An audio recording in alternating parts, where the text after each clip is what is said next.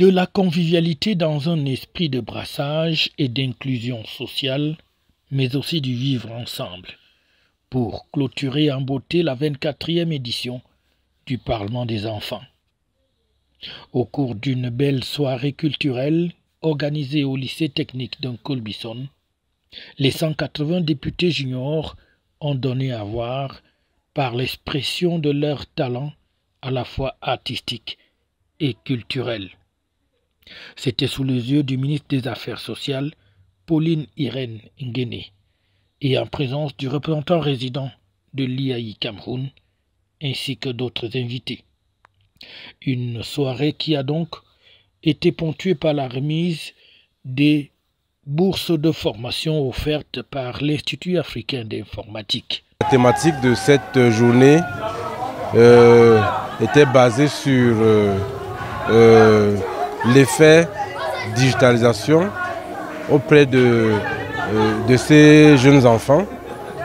Comment arriver à faire en sorte que les enfants soient protégés contre le dérapage de l'utilisation des réseaux sociaux.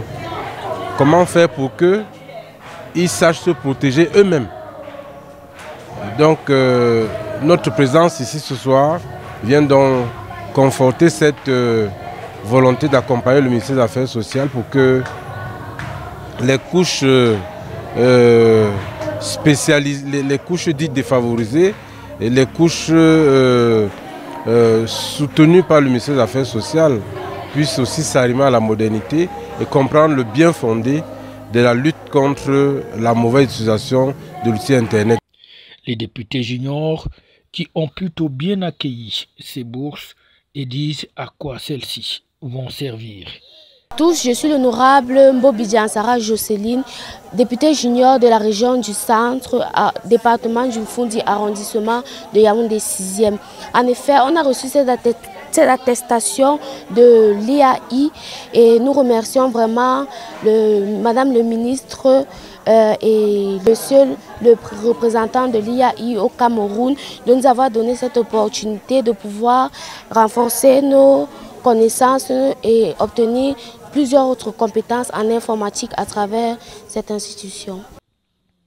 Une soirée culturelle donc, mais aussi avec beaucoup d'animation qui devient au fil du temps un véritable poids lourd dans cette organisation du Parlement des enfants.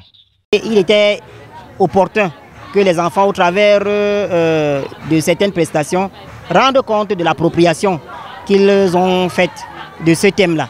Et c'est la raison pour laquelle on a eu, entre autres droits tout à l'heure, à un debate à la faveur duquel certains enfants ont pris position pour et d'autres contre l'alphabétisation numérique. Tout simplement pour illustrer le fait que les nouvelles technologies doivent être utilisées à bon escient par les enfants parce qu'ils peuvent être vecteurs de danger, mais ils sont aussi opportuns pour véhiculer les droits des enfants, pour garantir leurs droits et leur accès à l'éducation et à l'information, pour contribuer à la réalisation de leurs droits à la participation. Ebase Africa, un autre partenaire du ministère des Affaires sociales dans l'organisation de cet événement, va également s'illustrer par la remise des attestations pour aider les enfants à mieux lutter contre les dangers du numérique. Poésie, playback, sketch ou encore dessin d'art. Des 4 aires culturelles ont donc ainsi été représentés et tout y est passé pour baisser les rideaux du Parlement des enfants, édition 2023. FH News, votre télévision.